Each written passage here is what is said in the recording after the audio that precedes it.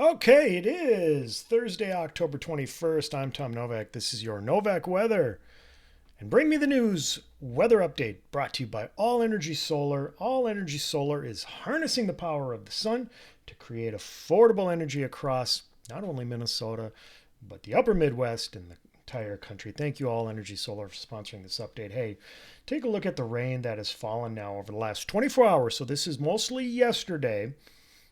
And as we expected, it's pretty much right on par with what we were expecting. Rain, some of it heavy, from eastern South Dakota through much of southern Minnesota. You start getting into the Twin Cities metro here, and anywhere from a half inch to an inch of rain fell over much of the Twin Cities metro.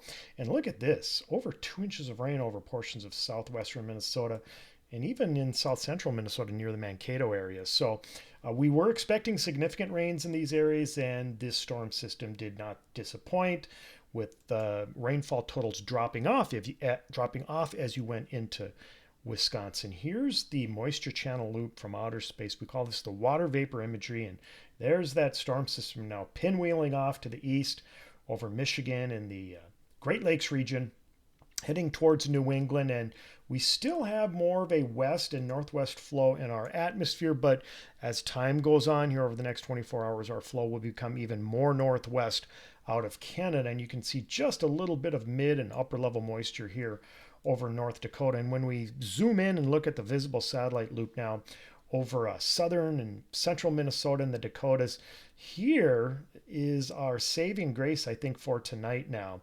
The clouds over western South Dakota, you can see them right here. As they move east tonight into Minnesota, they are likely going to produce a more of a blanket effect across Minnesota and keep us a little bit warmer than what we could be if we had clear skies. And then as we get into Saturday morning, that'll be a different story, because I think we're going to have clear skies Saturday morning. So in general, I think it's more likely that we have a frost or freeze as we get into Saturday morning when compared to Friday morning. Here we go. These are the temperatures over the upper Midwest today. They were not very high as expected. We were thinking in the upper 40s and lower 50s, and that's kind of where we were situated. I think the Twin Cities metro topped off here in the low 50s this afternoon, and much of Minnesota stuck in the 40s and low 50s. Good news is that we did have some sunshine, and that did feel pretty good out there. Overnight lows tonight, here they are.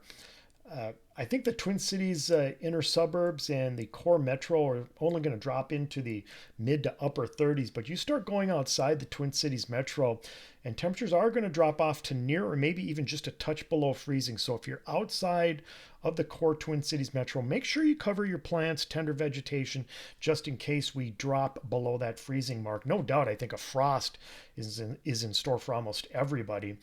And then highs tomorrow, very similar to today. I think we're going to reach into the upper 40s, maybe touching 50 in some spots. And look at the cool air up over northeastern Minnesota, northern Wisconsin. They're going to be lucky to make it to 40 degrees tomorrow as you get up towards Duluth and International Falls and Hayward, Wisconsin. And then, like I had mentioned, tomorrow night I think is the night that we really need to watch out for a frost or freeze as temperatures drop into the upper 20s, perhaps outside of the Twin Cities core metro. And even the core metro may drop close to freezing on Saturday morning. Here's the river of air at 30 to 35,000 feet. Of course, we call it the jet stream, and there's that storm system now pushing off into Michigan as we speak. Then our flow comes right out of Canada. You can see it right here. This is a north to northwest flow as we get into tomorrow and this weekend. Hence the reason why we're going to be cooler than average, which we haven't said very much lately. And then we finally start to warm up a bit as we get into Sunday. You see a storm system passing just south of us during the day on Sunday. And then we get more of a southwest flow in our atmosphere for early next week. So that should signal a bit of a warm up where temperatures are going to eventually get above the normals, I think, as we get into the middle of next week. And look at this. We'll have to see if this pans out, but look at this monster trough and storm system over the eastern half of the country as we get into later next week. That's going to be interesting. We'll see if that develops, because if it does, develop the way the European computer model guidance shows, that could mean a big storm for much of the country, and that could include Minnesota and Wisconsin as we head into later next week. Here's your extended forecast. There are the temperatures near or just a little bit below normal now later this week, so tomorrow and into Saturday and Sunday of this weekend. And then we slowly but surely rise to above normal levels for temperatures as we get into Tuesday and Wednesday of next week. And if you can cover your plants and save them from a freeze or frost here over the next couple of nights, it looks like we will warm to above freezing levels as we get into next week. All right, that's your forecast. Thanks for joining me, everyone. We'll talk to you on Monday.